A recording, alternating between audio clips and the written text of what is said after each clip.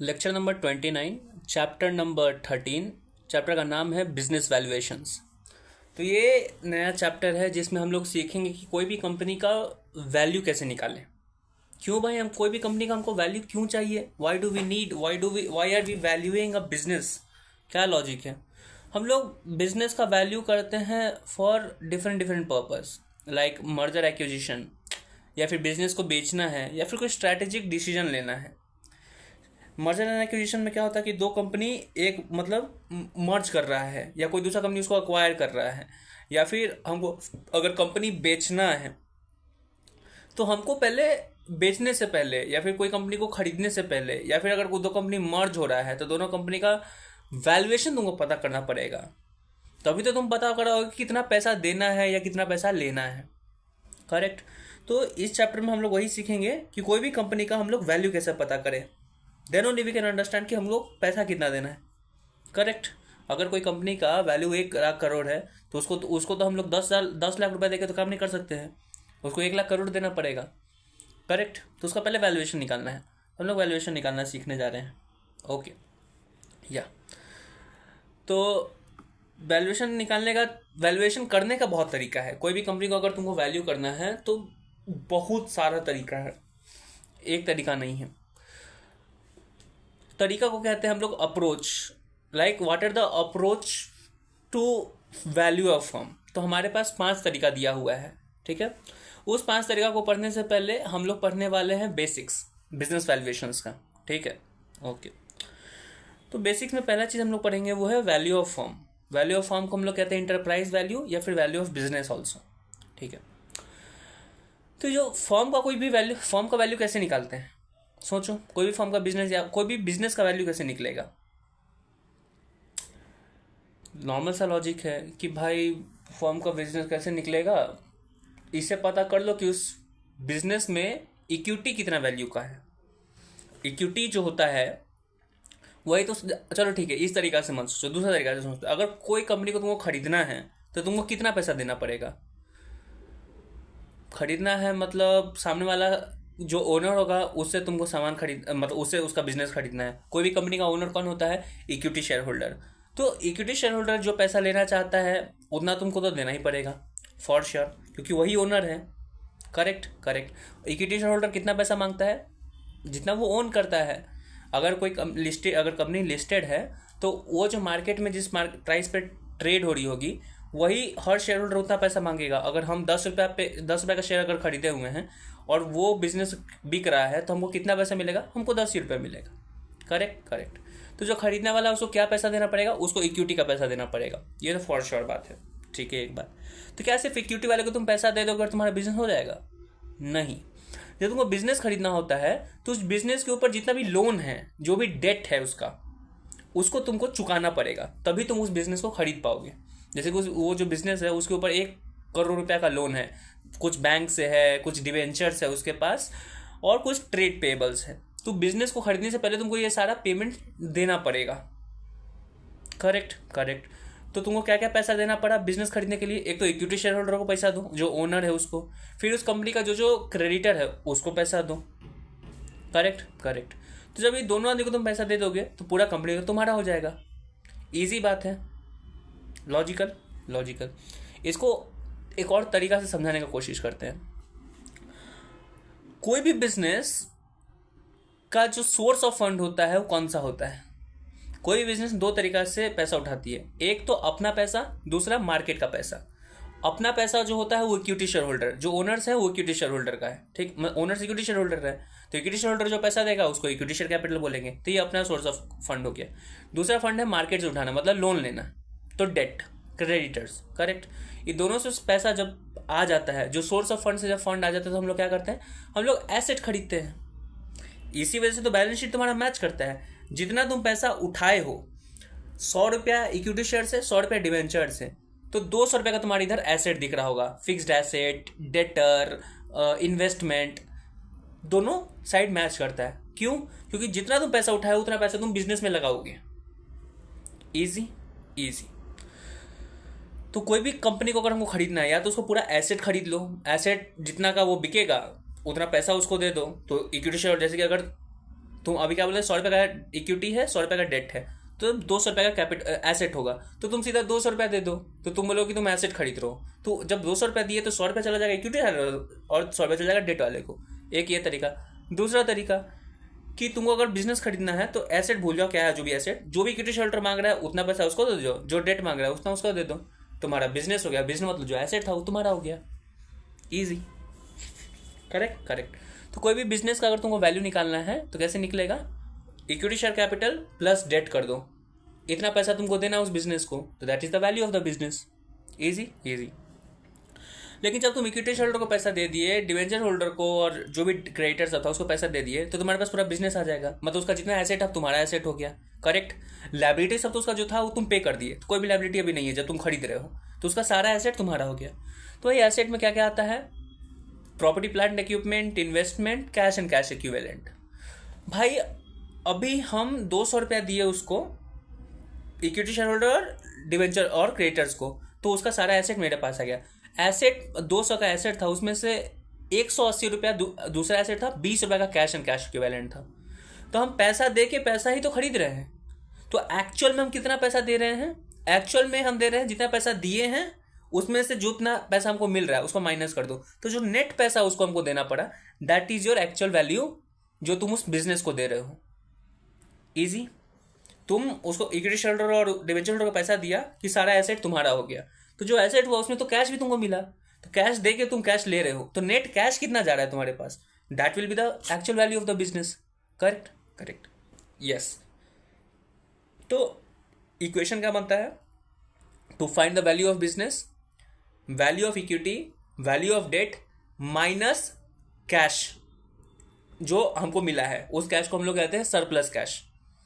तो तुमको पता चलेगा कि एक्चुअल में तुमको कितना देना पड़ेगा उस बिजनेस को। Okay okay. तो वैल्यू ऑफ बिजनेस कैसे निकला, value of business equal to value of equity plus value of debt minus surplus cash. Done done. Value of firm आ गया।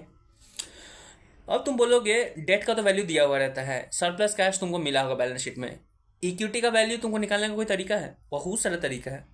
तुम लोग क्यों तरीका क्यों भाई, वो तो बैलेंस शीट में दिया रहेगा, लेकिन तुमको उसका इक्विटी का जो वैल्यू ना उसको निकालने का बहुत सारा तरीका दिया हुआ है। ठीक है, वो हम लोग पढ़ेंगे। लेकिन इसी इक्वेशन से तुम वैल्यू ऑफ इक्विटी निकाल सकते हो। कैसे, अरे अलजेब्रिक इक्वेशन भाई, वैल्यू ऑफ फर्म अगर दिया हुआ रहेगा, डेट का वैल्यू सरप्लस कैश दिया हुआ, तो वैल्यू ऑफ इक्विटी तो निकाल ही सकते हो। तो बस वही चीज़। ठीक है ठीक है। तुम बोलेगा भाई वैल्यू ऑफ फर्म निकालना तो हम सीख ही गए, तो तुम तो बोल रहा था कि 5 अप्रोच है बिजनेस का वैल्यू निकालने के लिए, यहाँ कहाँ, ये तो एक ही बार में निकल गया। बाद में सीखेंगे, ये बेसिक्स है। ठीक है, ऐसे ही तुमको हाथ में आके नहीं दे रहा कि लो भाई वैल्यू ऑफ इक्विटी ये है, वैल्यू ऑफ डेट ये है, सरप्लस कैश ये है, लो वैल्यू ऑफ फर्म निकाल दो। नहीं, तुमको इक्विटी का वैल्यू निकालना सीखना होगा। डेट का सब दिया रहेगा वैल्यू, कैश का वैल्यू दिया रहेगा, इक्विटी का वैल्यू निकालना इसमें सीखना है तुमको। ठीक है ठीक। वैल्यू ऑफ इक्विटी पर शेयर तो निकालने तुमको आता है, बहुत ईजी है। जितना भी इक्विटी का शेयर होल्डर का जो भी वैल्यू है divided by number of equity shares, निकल गया। Easy easy. फिर एक चीज़ होता है, एक नोट है कि अगर क्वेश्चन में बोल रहा है कि कोई कंपनी के पास ना ही डेट है और ना ही उसके पास कैश है, उसका बैलेंस शीट में सिर्फ इक्विटी है और एसेट के साइड में सिर्फ एसेट सब है, कैश नहीं है, तो वैल्यू ऑफ बिजनेस क्या होगा, value of business equal to value of equity हो जाएगा। क्यों, क्योंकि वैल्यू ऑफ बिजनेस क्या होता है, value of business equal to value of equity plus debt minus surplus cash. अगर डेट और सरप्लस कैश नहीं है तो value of business equal to value of equity तो ही गया। करेक्ट, जो भी इक्विटी, क्योंकि हमको पैसा सिर्फ इक्विटी वाले को देना पड़ेगा, डेट तो कुछ है ही नहीं, ना हमको कैश मिल रहा है, तो value of business equal value of equity. Easy easy, normal सा नोट। अब एक चीज़ हम लोग सीखना है, अभी हम ये लेक्चर हम अलग तरीका से अपलोड कर रहे हैं। ठीक है, इससे पहले हम लोग पढ़े होंगे वैल्यू ऑफ इक्विटी निकालना, KE, cost of equity, value of equity नहीं, कॉस्ट ऑफ इक्विटी निकालना सीखे थे, KE। तो कॉस्ट ऑफ इक्विटी निकालने का फॉर्मूला, कॉस्ट ऑफ इक्विटी को हम लोग बहुत सा तरीका है निकालने का कि कॉस्ट ऑफ इक्विटी KE कैसे निकलेगा, इंटरमीडिएट में भी सीखे थे, फाइनल्स में भी सीख रहे हैं। तो कॉस्ट ऑफ इक्विटी निकालने का 3-4 मेथड है। सिक्योरिटी वैल्यूएशन में सीखे होगे, डिविडेंड ग्रोथ मॉडल से सीख सकते हो कि D1 is equal KE is equal to D1 अब P0 is equal to D1 upon KE minus G, तो KE निकल जाता था। या फिर KE जो कॉस्ट ऑफ इक्विटी है, जो कॉस्ट ऑफ इक्विटी तुम्हारे लिए है, मतलब कंपनी के लिए है, वो इन्वेस्टर के लिए रिक्वायर्ड रेट ऑफ रिटर्न है। तो required rate of return on equity कैसे निकालते थे, RF plus beta RM minus RF। तो KE निकालने का बहुत सारा मेथड है। Correct correct. तो के ही निकालने आता है हमको। लेकिन जब हम लोग बिजनेस का वैल्यूएशन कर रहे हैं तो हमको कॉस्ट ऑफ इक्विटी नहीं चाहिए होगा, हमको चाहिए होगा cost of capital. Cost of capital will include cost of equity and cost of debt. तुमको बिजनेस का अगर रिक्वायर्ड रेट ऑफ, अगर कोई इन्वेस्टर देख रहा है, इन्वेस्टर अगर जा रहा है इन्वेस्ट करने, तो उस बिजनेस उसको कितना रिटर्न चाहिए, that is required rate on capital, ROCE, return on capital employed. अभी मेरे दिमाग में रिटर्न ऑन कैपिटल आया है, रिटर्न ऑन कैपिटल इम्प्लॉयड आया है, एक बार उसका फॉर्मूला देख लेना, या फिर just a minute hold. Correct, जो अगर कोई इन्वेस्टर अगर बिजनेस खरीदने जा रहा है तो उसको कितना रिटर्न चाहिए होगा, रिटर्न ऑन कैपिटल इम्प्लॉयड, जितना वो कैपिटल इम्प्लॉय करने वाला है। तो रिटर्न ऑन कैपिटल इम्प्लॉयड निकालते, रिटर्न ऑन कैपिटल इम्प्लॉयड कैसे निकालते हैं, जो रिटर्न है upon share capital plus debt. ये अपना बेसिक्स में हम लोग पढ़े थे, पेज नंबर 2 पे लिखा हुआ है, ठीक है, तो वहाँ देख लेना। तो अगर हम जो रिटर्न ऑन कैपिटल इम्प्लॉयड निकाल रहे हैं वो return upon share capital plus debt ले रहे हैं, तो कैपिटल इम्प्लॉय क्या हो रहा है, शेयर कैपिटल और डेट। तो जब अगर बिजनेस का कॉस्ट ऑफ कैपिटल निकालना है तो cost of capital will not include only equity but debt also. Equity का जो रिक्वायर्ड रेट ऑफ रिटर्न है और डेट का जो रिक्वायर्ड रेट ऑफ रिटर्न है, दोनों को जब ऐड करोगे तो पूरा बिजनेस का तुमको जो कैपिटल इन्वेस्टेड है उसका कॉस्ट ऑफ कैपिटल तुमको मिल जाएगा। इजी। हमारा कैपिटल क्या है, इक्विटी शेयर कैपिटल और डेट, ये हमारा कैपिटल है, हमारा सोर्स ऑफ फंड है। इसका एक कॉस्ट क्या है, that is cost of capital. Easy. तो कॉस्ट ऑफ कैपिटल क्या होगा, cost of equity plus cost of debt. Okay, लेकिन इतना इजी नहीं है, तुम सीधा बोल दोगे कि कॉस्ट, और एक सेकेंड, ये बात तुमको रिलेट कर रहा होगा इंटरमीडिएट से। इंटरमीडिएट में हम लोग पढ़े थे कॉस्ट ऑफ कैपिटल, KO, याद है, उसके लिए पूरा weighted average cost of capital, मतलब KO मतलब weighted average cost of capital, सिर्फ कॉस्ट ऑफ कैपिटल नहीं, weighted average cost of capital. तो उसके लिए पूरा अथी बनता था, याद है तुमको, टेबल। पहले कॉस्ट ऑफ इक्विटी लिखते थे, फिर उसका बिजनेस वैल्यू या मार्केट वैल्यू लेते थे, फिर उसका वेट निकालते थे, फिर कॉस्ट ऑफ इक्विटी जो भी उसका कॉस्ट था इक्विटी का और डेट का, उसको मल्टीप्लाई करते थे उसके वेट से, तब weighted average cost of capital निकलता था, और उसको फिर ऐड करते थे तो पूरा बिजनेस का हमको कॉस्ट ऑफ कैपिटल मिलता था। Correct, correct. तो जब हम लोग इस चैप्टर में बिजनेस का वैल्यू निकाल रहे हैं, हमको इक्विटी का वैल्यू नहीं निकालना, हमको बिजनेस का वैल्यू निकालना है, तो हमको कॉस्ट ऑफ कैपिटल निकालना होगा। और कॉस्ट ऑफ कैपिटल कैसे निकलता है, cost of equity plus cost of debt. लेकिन डिपेंड करता है, अगर कोई कंपनी में 1 लाख डेट है और 10 लाख इक्विटी है तो सिर्फ KE और KD ऐड करने से काम नहीं चलेगा, दोनों का वेट भी कंसिडर करना होगा। तो cost of capital KO, that is weighted average cost of capital तुमको लेना होगा। जब बिजनेस का तुमको वैल्यू करना है तो weighted average cost of capital चाहिए।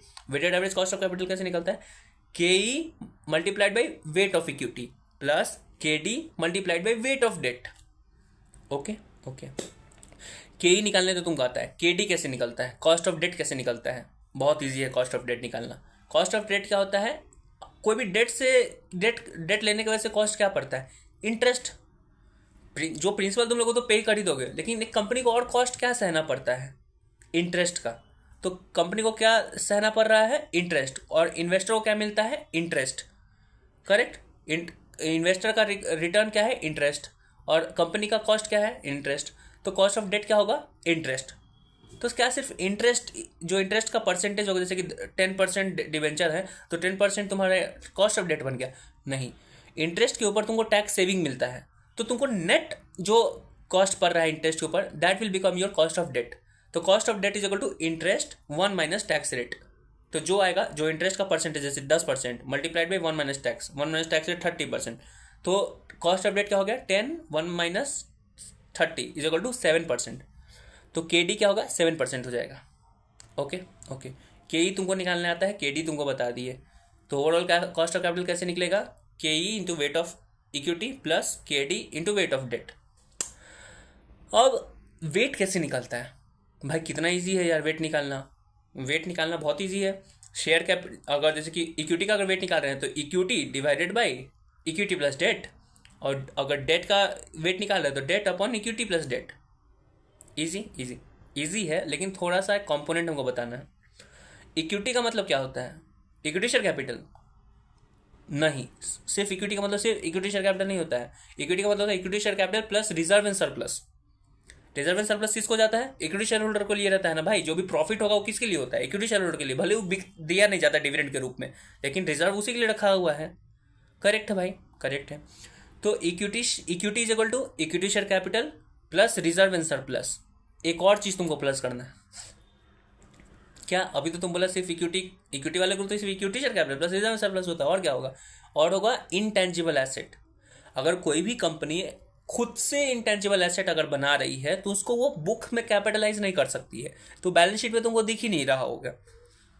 तो इक्विटी शेयर कैपिटल को तुम सिर्फ बोलोगे equity share capital plus reserve में सरप्लस हो गया, नहीं। टेंजिबल इनटेंजिबल जो एसेट है उसका भी तुमको वैल्यू ऐड करना होगा।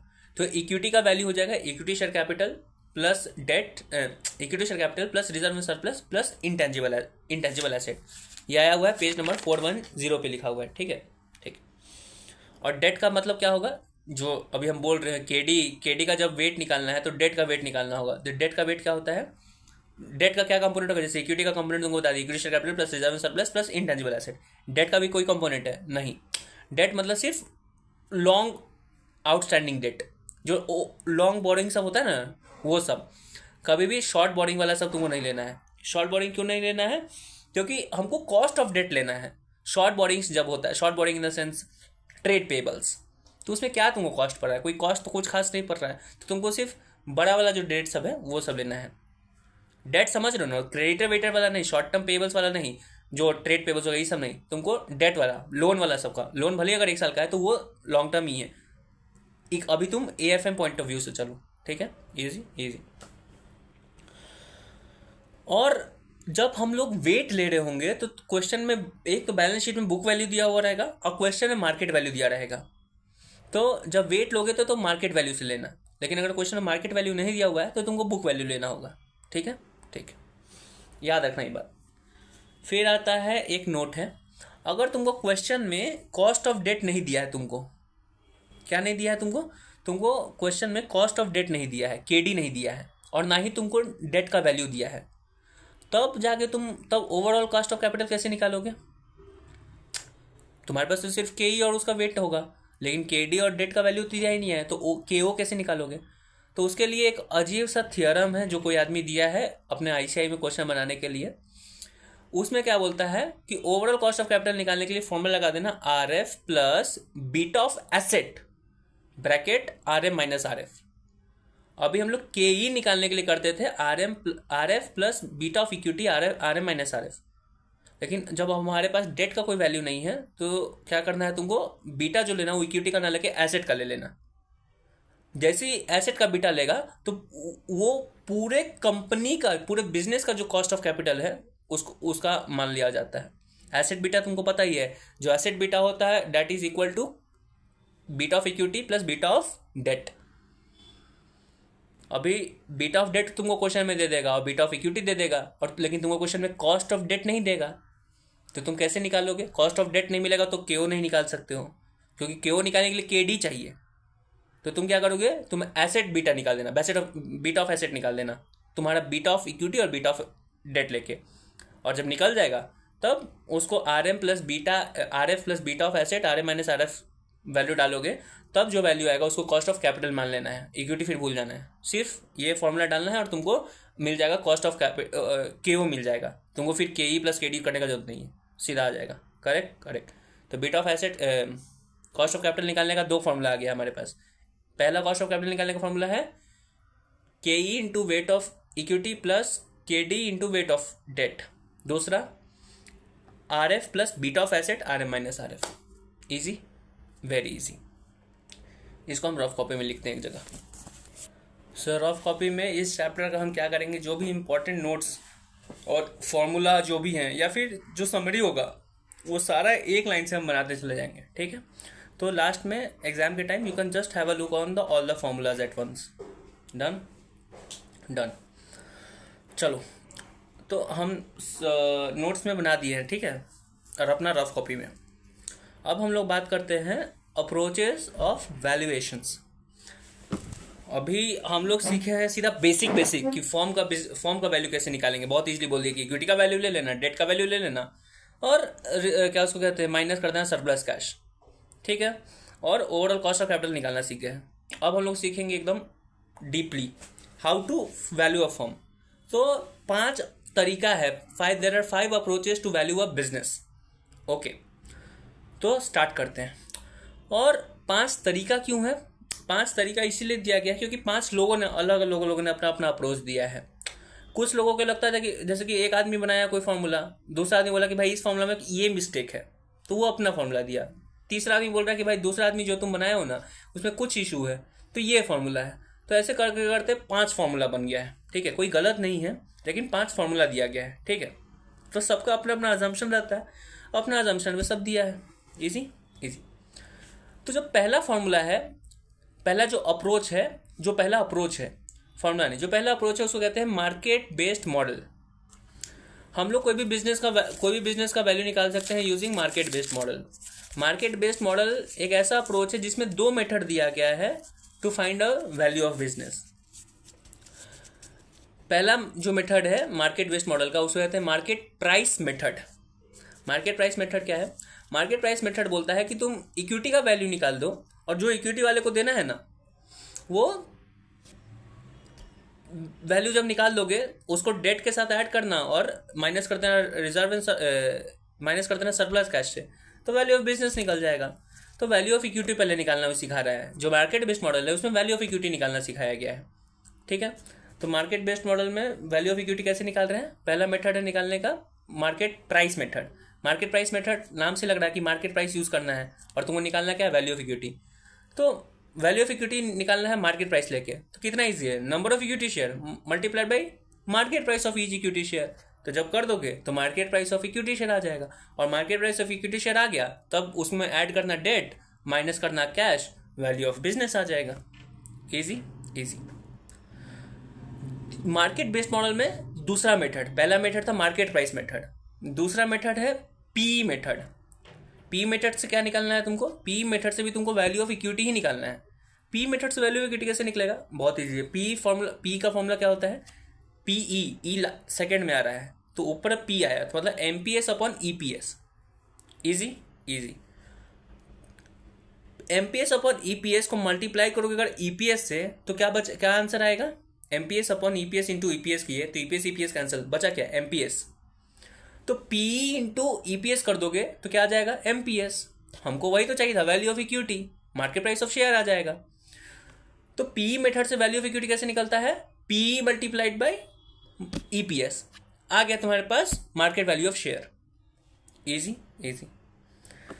तो पहला जो अप्रोच है to find the value of business, उसमें सीधा हम वैल्यू ऑफ बिजनेस नहीं निकाल रहे हैं, उसमें सिर्फ हम निकाल रहे हैं वैल्यू ऑफ इक्विटी, और बाद में डेट और उसको कैश को माइनस करके हम लोग निकाल देंगे value of business. Okay okay भाई, तुम तो बोला था कि वैल्यू ऑफ बिजनेस निकालने का 5 अप्रोच है, तुम तो पहला अप्रोच बता रहे हैं सिर्फ इक्विटी निकालने का तरीका।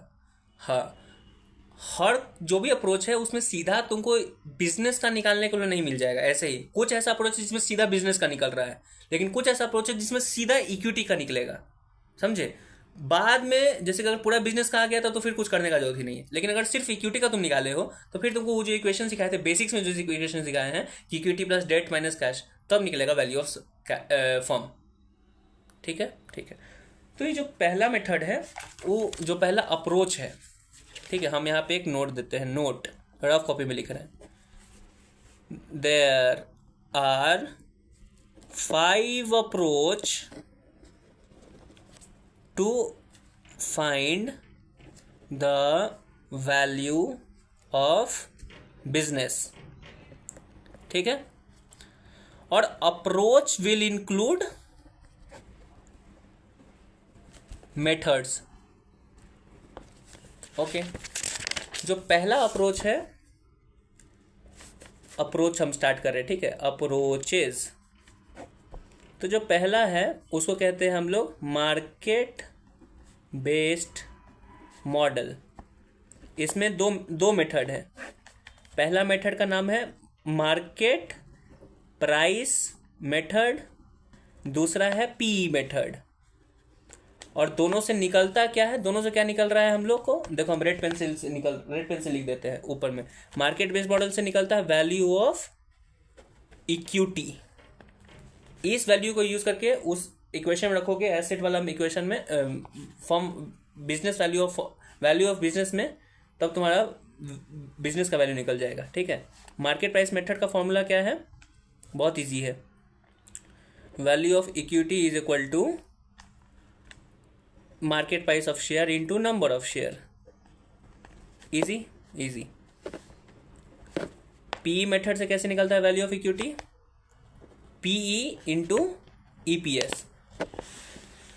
तो अर्निंग प्राइस पर शेयर से अगर मल्टीप्लाई करोगे पीई को तो एक इक्विटी का तुमको वैल्यू निकल जाएगा, उसको मल्टीप्लाई कर देना नंबर ऑफ इक्विटी से तो पूरा बिजनेस का इक्विटी निकल जाएगा वैल्यू। Easy easy. या फिर और क्या कर सकते हो तुम, एक सेकेंड इसमें हम ऐड कर देते हैं, इसमें जाके ऐड कर दो,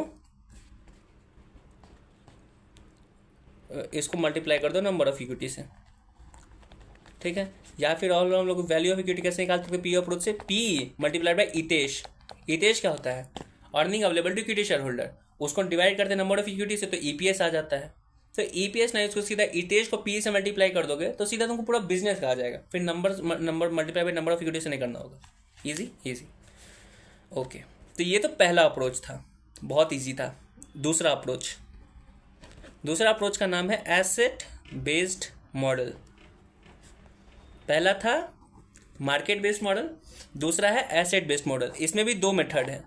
इस मेथड में इसमें इस अप्रोच में क्या है? दो मेथड, एनएवी और एनआरवी। एनएवी क्या होता है? Net asset value at book value, asset value at book value.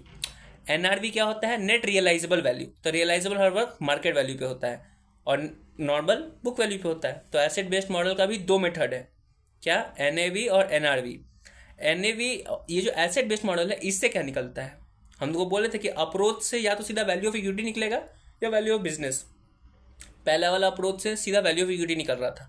इस अप्रोच से एसेट बेस्ड मॉडल से क्या निकलेगा? एसेट बेस्ड मॉडल से भी तुमको क्या निकलेगा? एसेट बेस्ड मॉडल से भी आपको वैल्यू ऑफ इक्विटी ही मिलेगा। क्या मिलेगा? Value of equity. ठीक है, ठीक है। एक बात बताओ भाई, तुम बोले थे कि दूसरा आदमी अप्रोच इसलिए दे रहा था क्योंकि पहला आदमी का अप्रोच में उसको कुछ इशू लग रहा था। करेक्ट? करेक्ट। तो पहला अप्रोच में क्या इशू था कि इसको दूसरा देना पड़ा? बताते हैं भाई। एक बात बताओ, मार्केट बेस्ड मॉडल में दो अप्रोच है, दोनों अप्रोच में तुमको एमपीएस का ज़रूरत है, market price per share. Correct? Easy easy. या फिर तुमको ईपीएस का जरूरत है, अर्निंग पर शेयर। अगर क्वेश्चन में ये एमपीएस तब होता है जब कोई भी कंपनी लिस्टेड है, तभी तो तुम उसका मार्केट प्राइस ढूंढ पाओगे। अगर जो कंपनी है वो लिस्टेड ही नहीं है तब उसको उस शेयर का मार्केट प्राइस ही नहीं मिलेगा, उसका तो सिर्फ बुक वैल्यू है।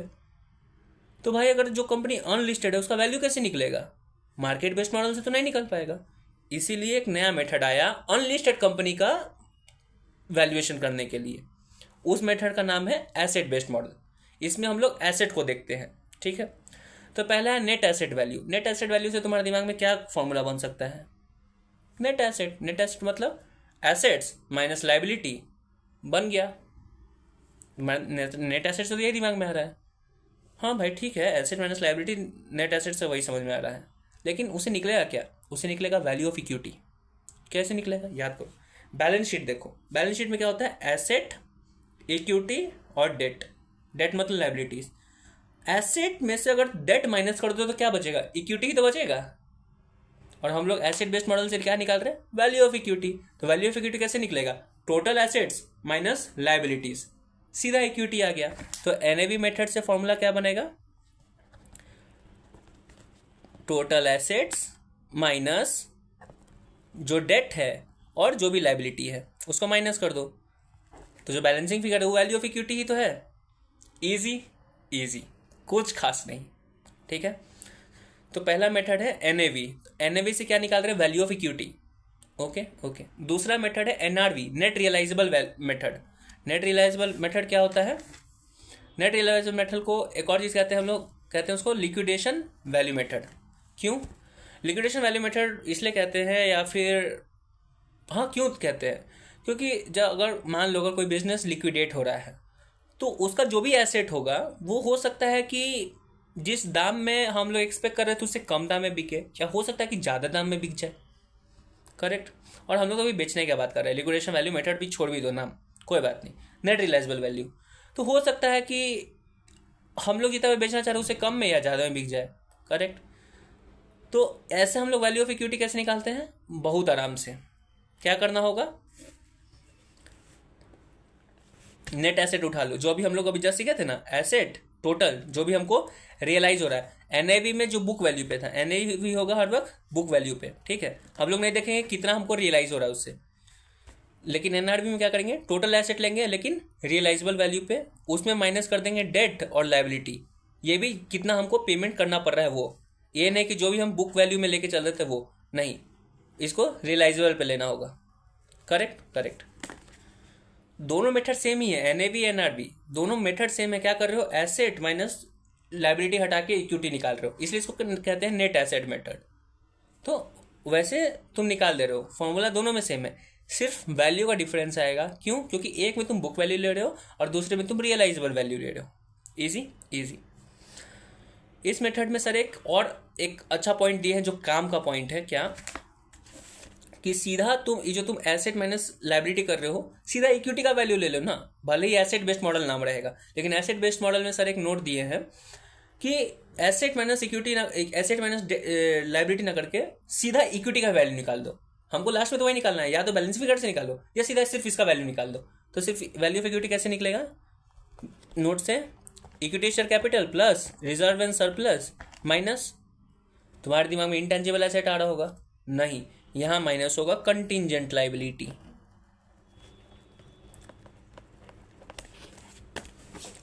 तुम बोलेगे भाई एक जगह तुम बोलता है इक्विटी का value is equal to ESC plus R and reserve and surplus plus intangible, अभी बोल रहे इक्विटी का value is equal to ESC plus R S minus contingent liability. क्यों भाई, एक ही चीज का दो कंपोनेंट क्यों बोल रहे हो, बताते हैं। जो हम लोग उस टाइम सीखे थे इक्विटी का value ESC plus R and S and intangible, वो वेट निकालते टाइम सीखे थे, उसका एक अलग लॉजिक था, ठीक है। लेकिन जब एसेट बेस्ड मॉडल से हम लोग निकाल रहे हैं वैल्यू ऑफ इक्विटी, अप्रोच सबका अलग है तो अजम्पशन अलग होगा, तो हर जगह अजम्पशन अलग हो सकता है। वहाँ पे इक्विटी का वैल्यू निकाल रहे थे, मतलब वेट निकाल रहे थे, तो वेट के लिए यूज़ कर रहे थे। यहाँ पे हमको क्या निकालना है, सीधा वैल्यू ऑफ इक्विटी निकाल देना है, ये उस इक्विटी का वैल्यू निकालना है। वहाँ यहाँ वेट नहीं निकालना है, जहाँ वेट निकालना होगा वहाँ इंटेंजिबल एसेट को ऐड करेंगे, जहाँ पे सीधा वैल्यू निकालना है वहाँ क्या करना है, हमको कंटीजेंट लायबिलिटी माइनस करना होगा। क्यों? क्योंकि भाई जो आदमी, अगर हम कोई कंपनी खरीदने जा रहे हैं तो उस कंपनी का इक्विटी हमको पहले खरीदना होगा, इक्विटी खरीदना होगा, डेट खरीदना होगा और सरप्लस कैश माइनस करना होगा। तो इक्विटी का जब वैल्यू कर रहे हैं तो क्या कर सकते हैं कि जो भी ESC plus R and S है वो तो हमको उसको जितना का उनका मतलब जो वो ओन करते हैं ESC plus R and S, उतना तुमको पैसा देना पड़ेगा।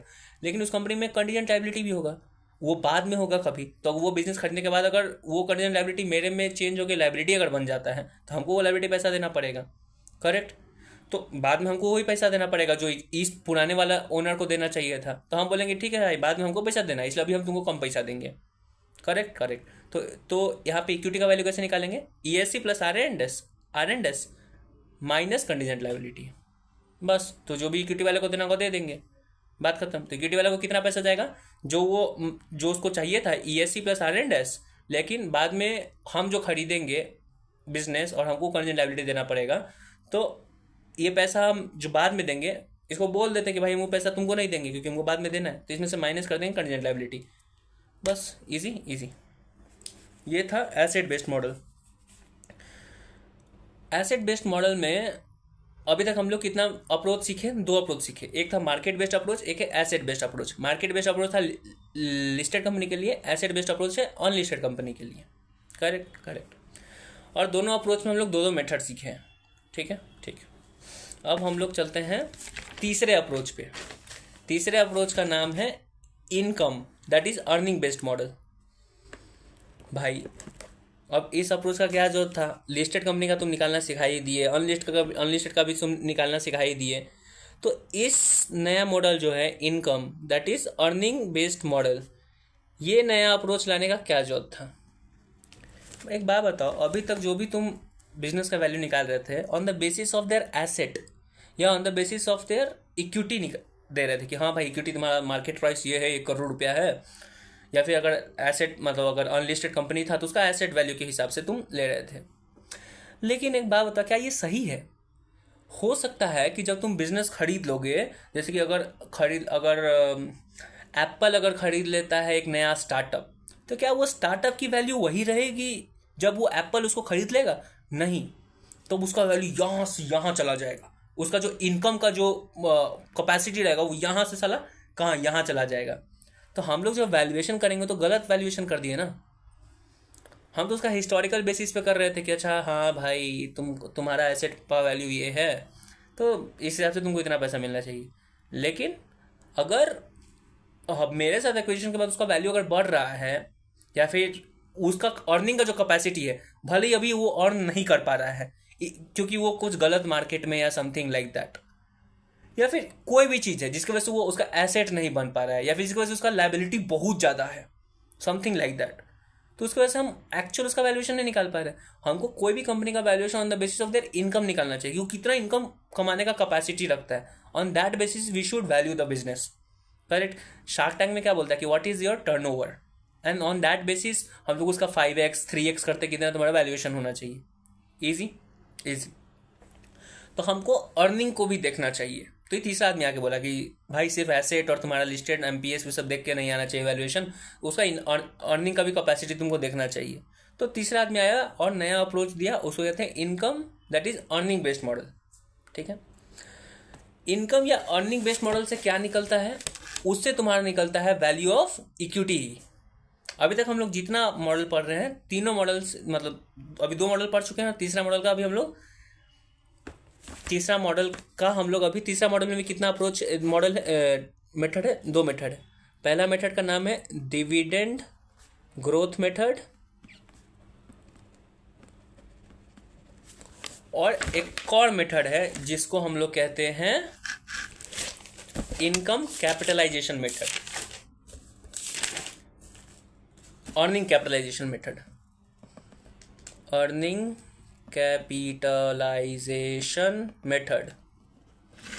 तो जो अर्निंग बेस्ड मॉडल है, जो अप्रोच है, उसमें 2 मेथड है, डिविडेंड ग्रोथ मॉडल और earning capitalisation method. Dividend growth model से वैल्यू ऑफ इक्विटी निकलता है। क्या निकलता है? Value of equity. लेकिन अर्निंग कैपिटलाइजेशन मेथड से निकलेगा value of business, that is firm. ठीक है। ये पहला मेथड होगा इतने अप्रोचेस में जिससे तुमको सीधा वैल्यू ऑफ फर्म आने वाला है। तुमको अभी तक हमको क्या कर रहे थे, हम लोग इक्विटी का वैल्यू निकालते थे, फिर डेट को ऐड करते और माइनस कैश करते तो वैल्यू ऑफ बिजनेस निकलता। लेकिन जब हम लोग अर्निंग बेस्ड मॉडल का जो दूसरा मेथड है, अर्निंग कैपिटलाइजेशन मेथड, जब वो पढ़ेंगे ना, उससे सीधा हमको बिजनेस का वैल्यू निकल जाएगा। फिर हमको सीधा इक्विटी निकालना और ऐसा नहीं करना होगा। Done done. तो हम लोग वही सीखेंगे। अभी पहले सीखते हैं हम लोग डिविडेंड ग्रोथ मॉडल। तो डिविडेंड ग्रोथ मॉडल से भी क्या आ रहा है, वैल्यू ऑफ इक्विटी आ रहा है। डिविडेंड ग्रोथ मॉडल तुमको नाम सुना सुना लग रहा होगा, नहीं लग रहा है? याद करो, इंटर में पढ़े थे, अभी सिक्योरिटी वैल्यूएशन में पढ़े हैं।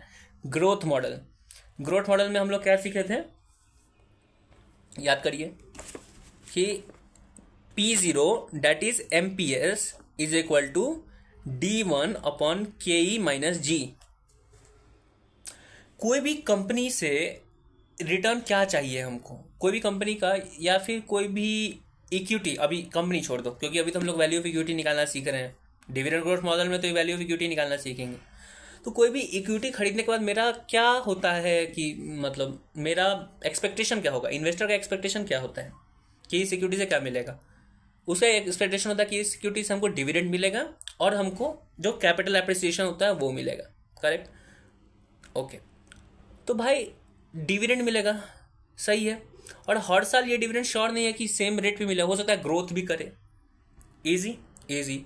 तो ऑन द बेसिस ऑफ कि कितना डिविडेंड कंपनी दे सकता है, हम लोग इक्विटी का वैल्यू निकालते हैं और इक्विटी से उस कंपनी का एक शेयर से हमको मेरा रिक्वायर्ड रिटर्न हम निकालने का कोशिश करते हैं कि कितना वो डिविडेंड देगा।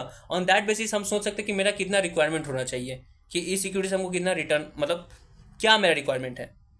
मतलब अगर हम 100 रुपये इन्वेस्ट करें तुम्हारी इक्विटी में, तो मेरा required rate of return at least 10% होना चाहिए। करेक्ट। और ये रिक्वायर्ड रेट ऑफ रिटर्न कौन सा बेसिस निकलता है, कितना वो डिविडेंड देने वाला है। सब सिक्योरिटी वैल्यूएशन हम लोग पढ़ चुके हैं ना।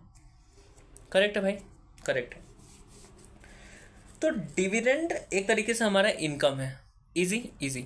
तो ऑन दैट बेसिस जब D1 मतलब हर साल तुमको डिविडेंड कुछ मिलने वाला है, इजी। आज मिलेगा 1 साल के एंड पे, सेकंड साल के एंड पे, थर्ड साल के एंड पे, फोर्थ साल के एंड पे। तो ये सब इनकम है। लेकिन ये हमको हर एक ही साल पे तो 5 साल का तो नहीं मिल जाएगा, धीरे धीरे मिलेगा, एक परपेचुअल मिलेगा, 1 साल 2 साल 3 साल फ्यूचर में मिलने वाला है। लेकिन हमको उस कंपनी को आज खरीदना है, डिविडेंड तो बाद में मिलेगा, लेकिन उस कंपनी को हमको आज खरीदना है। तो ऑन दैट बेसिस हम उस बिजनेस का कैसे वैल्यू निकालें? बहुत ईजी है भाई, प्रेजेंट वैल्यू कर दो, प्रेजेंट वैल्यू मिलेगा, जो भी डिविडेंड मिलने वाला है वही उस बिजनेस का वैल्यू होगा। इजी। तो प्रेजेंट वैल्यू निकालने के लिए क्या करते थे हम लोग? बहुत ईजी है, cash flow multiplied by present value factor.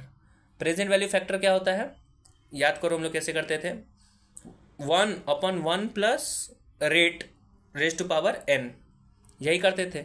तो इसी के लिए 1/1 plus rate raise to power n करते थे, और इसको मल्टीप्लाई कैश फ्लो से, तो ये पी प्रेजेंट वैल्यू फैक्टर बन जाता था। और ये कैश फ्लो, तो इसको मल्टीप्लाई करते थे, सीधा प्रेजेंट वैल्यू आता था।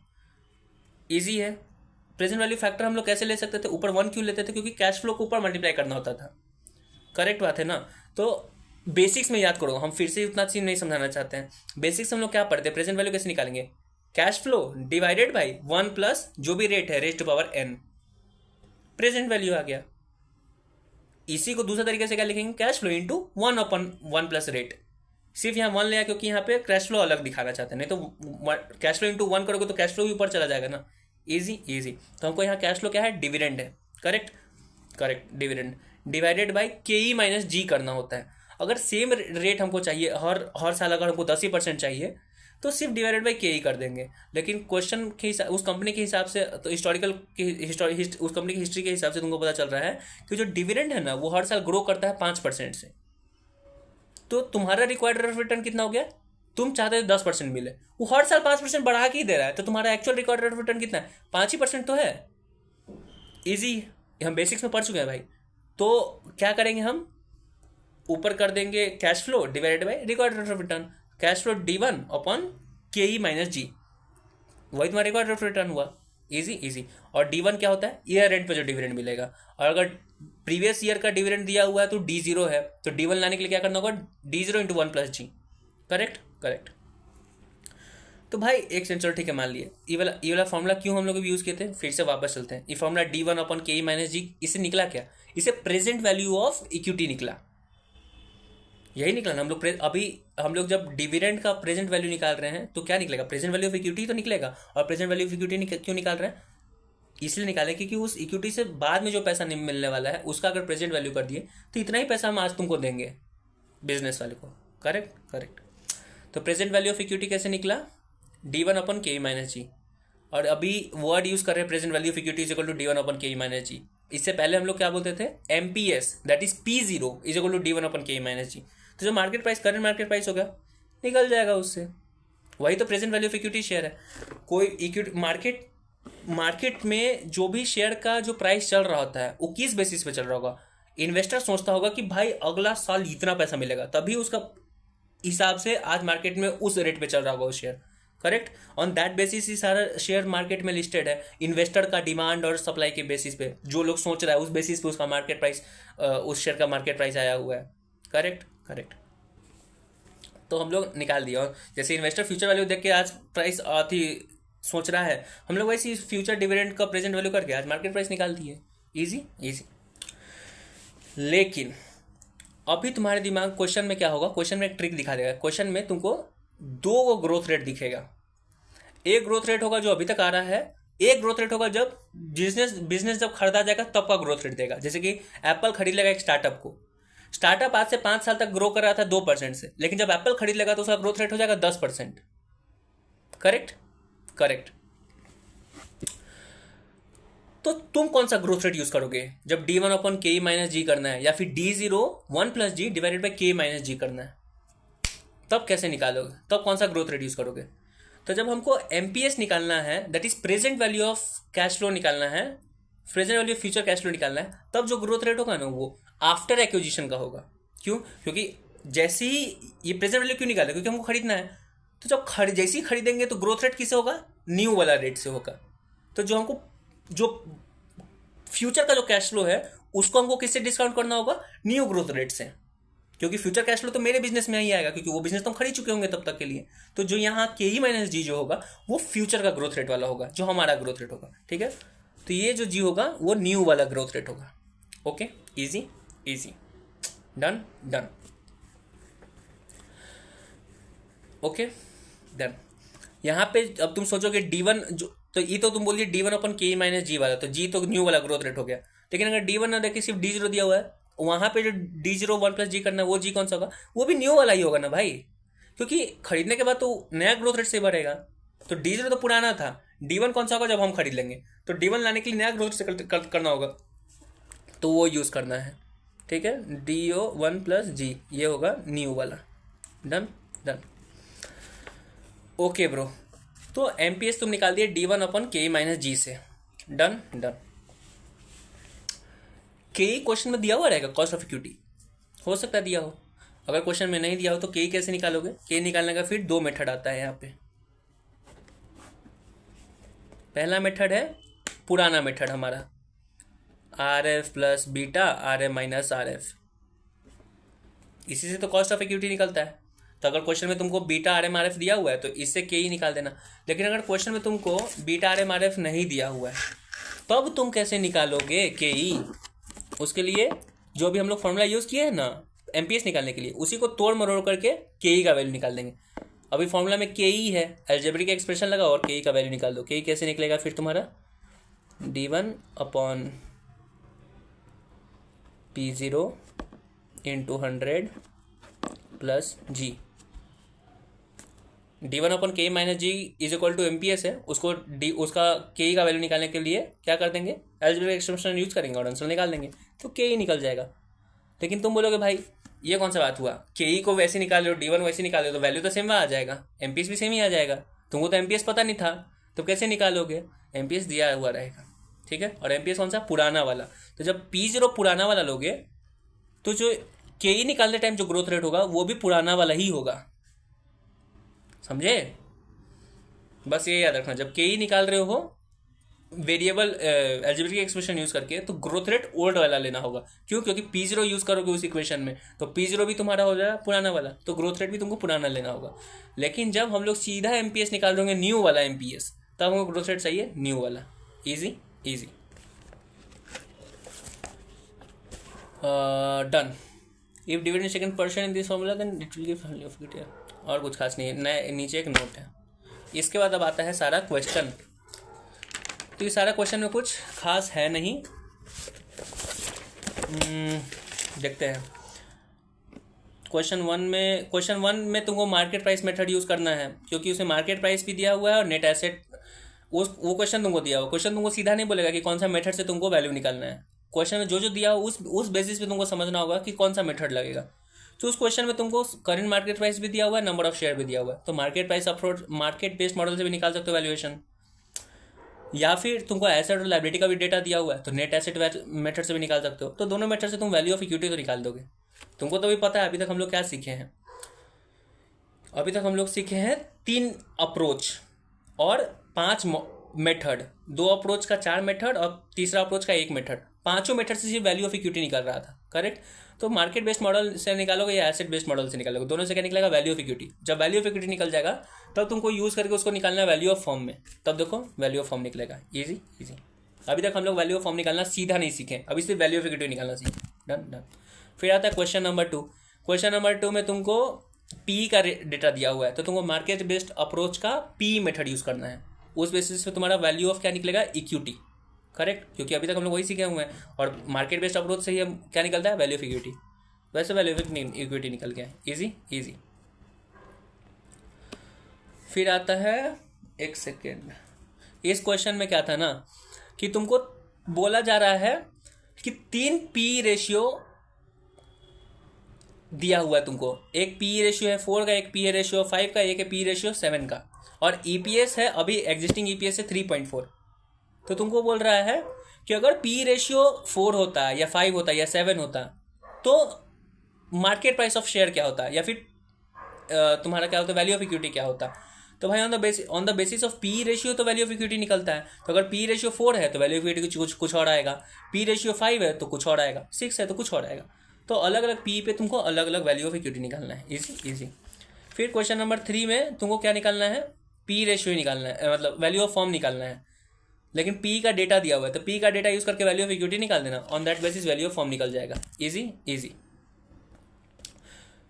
इस जो क्वेश्चन अभी हम सीधा क्वेश्चन देखते आंसर देखते जा रहे हैं, on the basis of that हम तुमको बता जा रहा है कि क्या होगा। क्वेश्चन नंबर 3 में पी रेशियो से तुमको वैल्यू ऑफ फॉर्म निकालना है, और तुमको निकालना है डिविडेंड ग्रोथ मॉडल से तुमको निकालना है value of equity, value of form. तो डिविडेंड ग्रोथ मॉडल से पहले वैल्यू ऑफ इक्विटी निकालो, फिर उसको वैल्यू ऑफ फॉर्म में ले जाओ। तो value of equity dividend growth model से कैसे निकलता है, D1 अपन के माइनस जी। देखो D1 इसमें दिया हुआ है, D1 नहीं दिया हुआ है, D0 दिया हुआ है, लेकिन D1 लाने के लिए हम लोग क्या यूज़ करेंगे, न्यू ग्रोथ रेट। तो न्यू ग्रोथ रेट 4% है, करेक्ट। और के माइनस जी कितना दिया हुआ है, 4% नया वाला, ओके। जब हम लोग MPS निकाल रहे होते हैं, वैल्यू ऑफ इक्विटी निकाल रहे होते हैं, तो नया ग्रोथ रेट लेते हैं, लेकिन जब के निकालेंगे तो ओल्ड ग्रोथ रेट लेंगे। यहाँ पे के दिया हुआ है, देखो के दिया हुआ है यहाँ पे, इजी इजी। लेकिन तुम जब के निकालने जाओगे, के दिया हुआ नहीं है, तुमको निकालना है, लेकिन निकालने के लिए तुमको RF RM दिया हुआ है, बीटा नहीं दिया हुआ है। तो कैसे निकालोगे, के निकालने का 2 मेथड है, RF RM यूज करके, एक है जो D1 वाला जो फॉर्मूला उसको अलजेब्रिक एक्सप्रेशन में डाल के। तो यहाँ RF RM दिया हुआ है, लेकिन वैल्यू ऑफ बीटा नहीं दिया हुआ है, बीटा ऑफ इक्विटी नहीं दिया हुआ। कैसे निकालने, सिक्योरिटी वैल्यू अभी तक जो चैप्टर पढ़ते उससे निकालने जा, beta of equity is equal to क्या क्या फॉर्मूला था वो करे, नहीं। इस क्वेश्चन में तुम ध्यान दिए होगे कि इस क्वेश्चन में ना डेट है और ना कैश है। अगर डेट नहीं है तो बीटा कैसे निकालें, नहीं निकलेगा। डेट है ही नहीं तो उसका बीटा ही नहीं आएगा। और एक और बात याद करो, हम लोग अभी तक क्या पढ़े थे कि डेट का कभी बीटा होता ही नहीं है। हम लोग तो हर वक्त यही अज्यूम करते हैं ना कि डेट के ऊपर किसका रिस्क, कितना रिस्क होगा, बहुत कम रिस्क होगा। डेट डिवेंचर होल्डर के पास रिस्क क्या होता है, डेट का भी रिस्क इक्विटी वाला ही उठा रहा होता है। तो डेट का हर वक्त हम लोग अज्यूम करके चलते हैं कि बीटा ऑफ डेट, केडी का बात नहीं करें, कॉस्ट ऑफ डेट का बात नहीं करें, बीटा ऑफ डेट मतलब जो रिस्क है ऑफ डेट। डेट का रिस्क किसको होता है, डिवेंचर होल्डर्स को। तो जो डेट का रिस्क जो है वो कितना होगा, हम लोग हर वक्त अज्यूम करते थे 0। तो यहाँ पे भी हम लोग अज्यूम किए हैं 0, क्योंकि बीटा ऑफ डेट दिया हुआ नहीं है ना डेट है। तो अगर बीटा ऑफ डेट नहीं है तो beta of asset is equal to beta of equity हो जाएगा। क्यों, क्योंकि बीटा ऑफ एसेट क्या होता था, BA is equal to beta of equity multiplied by weight of equity plus beta of debt into weight of debt. Easy easy. इस question में equity का तुमको वैल्यू वेट दिया हुआ है, तुम निकाल सकते हो। डेट का तुमको वो नहीं दिया हुआ है, क्या नहीं दिया हुआ है, क्या उसको कहते हैं, डेट का तुमको डेट का तो कुछ करना ही नहीं है, वहाँ बीटा जरूरत ही नहीं है। तो जो बीटा का एसेट का जो बीटा दिया हुआ है वही तुम्हारा एसेट ऑफ इक्विटी हो एसेट क्या हम बोल रहे हैं तुमको, हमको निकालना है के कौन से मेथड से, RF RM वाले से, लेकिन बीटा नहीं दिया हुआ है इक्विटी का। लेकिन हमको ये पता है कि क्वेश्चन में कोई डेटा नहीं है बीटा ऑफ डेट का, तो वो 0 लेके चलते हैं, ठीक है। और हमको ये भी पता है कि beta of asset is equal to beta of equity multiplied by weight plus beta of debt into multiplied by weight. Debt नहीं है, 0 है, तो उसको ख़त्म ही कर दो। जो भी वैल्यू बीटा ऑफ इक्विटी जो होगा वही वैल्यू बीटा ऑफ एसेट बन जाएगा। हमारे पास बीटा ऑफ एसेट है तो beta of asset is equal to beta of equity मान लेंगे बस। तो beta of equity is equal to beta of asset डाल दो, तुम्हारा के ही निकल जाएगा। उस हिसाब से तुम्हारा D1 अपन के माइनस जी आ जाएगा, बन गया तुम्हारा क्वेश्चन। Easy easy. तीसरा मेथड से वहाँ पे तुमको ये जो क्वेश्चन है क्वेश्चन नंबर 3, इस क्वेश्चन में तुमको 4 मेथड से तुमको वैल्यू ऑफ इक्विटी निकाल के देना है, ठीक है। 4 मेथड से, 2 मेथड से निकाल चुके हैं। तीसरा मेथड है book value method. Book value method कौन सा है, NAV मेथड। NAV मेथड क्या था, टोटल एसेट माइनस लायबिलिटी। लेकिन यहाँ पे सीधा तुम क्या कर सकते हो, यूज़ कर सकते हो, सीधा इक्विटी का वैल्यू निकाल दो। तो इक्विटी का वैल्यू कैसे निकाले थे हम लोग, ESC plus R&S minus contingent liability. याद करो, जब एसेट बेस्ड मॉडल में हम लोग इक्विटी का वैल्यू निकाले थे तो equity plus R&S minus contingent liability किए थे, करेक्ट। यहाँ पे कंटीजेंट लायबिलिटी कुछ है ही नहीं, R&S कुछ है ही नहीं, तो इक्विटी का वैल्यू जो उसका ESC है वही है, ईजी। फिर NRV मेथड से, अच्छा NRV मेथड तुमको नहीं सिखाया यार, NRV मेथड तुमको नहीं सिखाए, एक चीज़ मिस हो गया। NRV मेथड में तुमको क्या नहीं सिखाए, आ जाओ तुम पेज नंबर 411 पे कॉपी में। NRV मेथड में क्या होता है कि ऐसे तुम निकाल सकते हो asset minus liability realisable value पे, वैसे इक्विटी का निकल जाएगा। लेकिन एक और तरीका है, जैसे अभी हम लोग सीखे थे इसी एसेट बेस्ड मॉडल में कि सीधा एसेट माइनस लायबिलिटी ना करके सिर्फ ESC का plus R&S minus contingent liability करोगे तो इक्विटी आ जाएगा। लेकिन ये बुक वैल्यू मेथड है। लेकिन रियलाइजेबल वैल्यू मेथड में कैसे निकालेंगे? आराम से ESC उठाओ, सॉरी ESC बोल रहे हैं, नेट एसेट उठाओ, मतलब नेट एसेट क्या है, एसेट माइनस लायबिलिटी ले लो, प्लस करो, तुमको क्या चाहिए, अभी एसेट माइनस लायबिलिटी करोगे तो बुक वैल्यू नेट एसेट आया। अब जब इसको बेचोगे तो कम या ज़्यादा में बिकेगा, तो अगर ज़्यादा में बिका तो जो इंक्रीमेंटल एक्सेस कैश आया उसको ऐड कर दो, और जो तुम्हारा कम दाम में जो बिक गया बुक वैल्यू के कंपेरिजन पे उसको माइनस कर दो, तो रियलाइजेबल वैल्यू पे तुम्हारा एसेट आ जाएगा, रियलाइजेबल वैल्यू पे तुम्हारा इक्विटी आ जाएगा। इजी इजी, एक बार बुक देखोगे समझ में आ जाएगा। तो उसी बेसिस पे भी क्वेश्चन बनाया हुआ है और कुछ खास नहीं है। फिर एक लास्ट नंबर क्वेश्चन है जो है क्वेश्चन नंबर 4। इस क्वेश्चन में क्या है, ये है एडजस्टेड मेथड, ठीक है।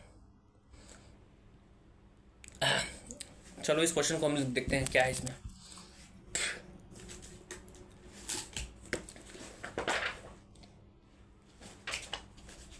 ये क्वेश्चन के लिए बुक खोलना पड़ा क्योंकि ये क्वेश्चन थोड़ा सा अटपटा है। Question number 4, yes. एक कंपनी है, ये क्वेश्चन बहुत बड़ा है लेकिन डरने का जरूरत नहीं है, बहुत ईजी। जितना बड़ा क्वेश्चन मतलब उतना ज़्यादा डेटा, और जितना ज़्यादा डेटा उतना ज़्यादा कैलकुलेशन करने का कोई जरूरत नहीं, बस यूज़ करते जाओ डेटा। Easy easy. क्वेश्चन क्या बोलता है कि इस ICL एक कंपनी है जो खरीदना चाहती है SVL को, ठीक। ICL का जो पैट है, मतलब जो खरीदना चाहती है, वो 18% से ग्रो करती है, ठीक है। तो ICL का ग्रोथ रेट कितना है? 18%, जो कंपनी खरीदने वाली है, न्यू ग्रोथ रेट 18%। SVL का ग्रोथ रेट कितना है? 15%, मतलब पुराना ग्रोथ रेट। P&L दिया हुआ है ICL का और SVL का, जो बायर है उसका और सेलर का, दोनों का, ठीक है। उसका तुमको P&L में D0 दिया हुआ है, ठीक है, ओके। D0 क्यों दिया हुआ है याद करो। इसमें तुम्हारा डिविडेंड ग्रोथ मॉडल से तुम वैल्यू ऑफ फर्म निकाल सकते हो। वैल्यू ऑफ फर्म किसका निकलेगा? जो बिकने वाला कंपनी है, SVL। तो D0 किसका यूज़ करेंगे हम लोग? SVL का, ठीक है। लेकिन D0 नहीं, हमें D1 चाहिए। तो D1 के लिए कौन सा ग्रोथ रेट यूज़ करेंगे? नया वाला ग्रोथ रेट। नया वाला ग्रोथ रेट 18% है, बस, ठीक। बैलेंस शीट दिया हुआ है तुमको ICL और SVL का, ठीक। मार्केट प्राइस ऑफ शेयर भी दिया हुआ है, MPS भी दे दिया है। तो मार्केट बेस्ड अप्रोच से भी तुम निकाल सकते हो, नंबर ऑफ शेयर्स मल्टीप्लाई करके, ठीक। ICL जो कंपनी जो खरीद रही है उसका land and building are stated at current price, ठीक है। जो खरीदने वाली कंपनी है उसका बात बोला। जो बिक रही है कंपनी, उसका लैंड एंड बिल्डिंग जो है वो रीवैल्यू हुआ था 3 साल पहले। मतलब जो अभी बुक में जो वैल्यू आ रहा है ना, वो 3 साल पुराना वैल्यू है। मतलब सिर्फ डिप्रिसिएशन अधिक कर करके, उसमें कोई नया चीज़ उसमें उसको ठीक से रीवैल्यूएशन फिर से नहीं हुआ है, तो अपडेटेड रीवैल्यूएशन नहीं है। मतलब तुमको फिर से रीवैल्यू करना पड़ेगा क्योंकि आज खरीद रहे हो। There has been increase of 30% per year in the value of land and building. मतलब आज से 3 साल पहले रीवैल्यू हुआ था, हर तीसरा, मतलब आज से 3 साल पहले क्या हुआ, तीसरा साल के बाद हर साल 30% के साथ वैल्यू ग्रो करते जा रहा है। ये तुमको आज पता चल रहा है जब तुम खरीद रहे हो, ठीक है। लेकिन ये जो यहाँ जो वैल्यू आ रहा है, जो 3 साल पहले वैल्यू था, वही आज भी वैल्यू आ रहा है बुक्स में। लेकिन तुमको तो खरीदना है रिवैल्यूएट फॉर्म पे, मतलब करंट प्राइस पे। करंट प्राइस पे जब करने गए तो तुमको पता चला कि हर साल 30% ग्रो हुआ है। तो ये जो वैल्यू आ रहा है वो तो ये वाला है। तो तुमको इससे ज़्यादा पैसा तुमको देना पड़ेगा। तो कितना पैसा ज़्यादा देना पड़ेगा वो तुमको निकालना होगा। उस एसेट का तुमको वैल्यू निकालना होगा कि 30% बढ़ के कितना चला गया, और हर साल 30% बढ़ रहा है। मतलब अगर पहला साल जब रीवैल्यू हुआ था, लास्ट रीवैल्यू हुआ था 100 रुपये का था, तो अगला साल 130 का होगा। अगला साल 130 के ऊपर फिर 30%, फिर इसके बाद 130 का, फिर 130 के ऊपर जो 30% आया कितना आएगा, 130 के ऊपर अगर फिर से हम 30% बढ़ाएंगे तो 169 हो गया। यहाँ 130, यहाँ 169, तीसरा साल क्या हो जाएगा, 219। समझे? तो तुमको ये वैल्यू लाना है, ठीक है, डन।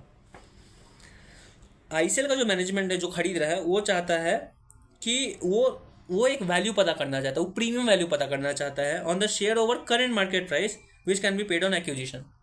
जो मैनेजमेंट है वो सिर्फ ये जानना चाह रहा है कि हम एक्सेस को कितना पैसा दे रहे हैं। एक्सेस कैसे पता करेंगे भाई? अरे बहुत ईजी है। जो उसका करेंट मार्केट प्राइस है, वो कंपनी का जो करेंट मार्केट प्राइस है, वो उसके ऊपर तुम जितना पैसा भी देने वाले हो, ये जो अमाउंट होगा वो एक्सेस ही होगा ना। अभी मार्केट प्राइस कुछ चल रहा होगा, कंपनी का लिस्टेड प्राइस कुछ कंपनी में डिमांड के हिसाब से चल रहा होगा, तो रिटेल इन्वेस्टर सब तो गधा रहता है। मतलब उस तरीके से नहीं, उतना डिमांड सप्लाई के हिसाब से चल रहा होता है। और जब हम बिजनेस का वैल्यू निकालेंगे, वो हम लॉजिकली निकालेंगे, फॉर्मूला से निकालेंगे, तो कुछ और वैल्यू आएगा, करेक्ट। तो करेंट मार्केट प्राइस कितना आ रहा है ICL का, SVL का 75। हम जब उस बिजनेस को खरीदेंगे तो हो सकता है कि उस बिजनेस का इक्विटी पर शेयर आ जाए 85, तो हम उसको कितना प्रीमियम देके खरीद रहे हैं, 10 रुपया। ठीक है, तो तुमको ये भी निकालना है। तो तुमको निकालना क्या होगा फिर, तुमको पहले ये वैल्यू निकालना है। ये वैल्यू जब पता चल जाएगा कि तुम्हारे हिसाब से कितना वैल्यू देना है, तब करेंट मार्केट प्राइस से माइनस कर देना, तो आ जाएगा प्रीमियम। Easy easy. तुमको निकालना है ये जो प्रीमियम जो निकालना है वो कैसे निकलेगा, net worth method, that is net asset value method से निकालना है। नेट एसेट वैल्यू क्या था, नेटवर्थ ही तो है। नेटवर्थ क्या होता था, book value ESC plus R&S minus contingent liability. याद करो, पहले हम लोग यही पढ़े थे, याद है, करेक्ट। तो उस मेथड से हमको निकालना है। लेकिन जब नेट एसेट वैल्यू से भी निकालने जाओगे तो तुम्हारे दिमाग में एक बात आना चाहिए कि तुमको नेट एसेट को तुमको एडजस्ट करना होगा। जो लैंड एंड बिल्डिंग जो आने वाला है ना, वो तो पुराना दाम पे चल रहा है बुक वैल्यू पे, तो नेट एसेट वैल्यू मेथड से निकालने जाओगे तो सिर्फ बुक वैल्यू लोगे। लेकिन तुमको बुक वैल्यू नहीं चाहिए, तुमको नहीं चाहिए। क्वेश्चन बोल रहा है, क्वेश्चन अजीब, क्वेश्चन मतलब अजीब नहीं, क्वेश्चन क्या बोल रहा है, नेट एसेट वैल्यू, अबे क्वेश्चन बोल रहा है नेट एसेट वैल्यू से ही निकालो। ठीक है, तो नेट एसेट वैल्यू से सिर्फ बुक वैल्यू निकलेगा। लेकिन क्वेश्चन में ये भी बोला है कि रीवैल्यूएशन पिछला साल, बहुत साल पहले हुआ था।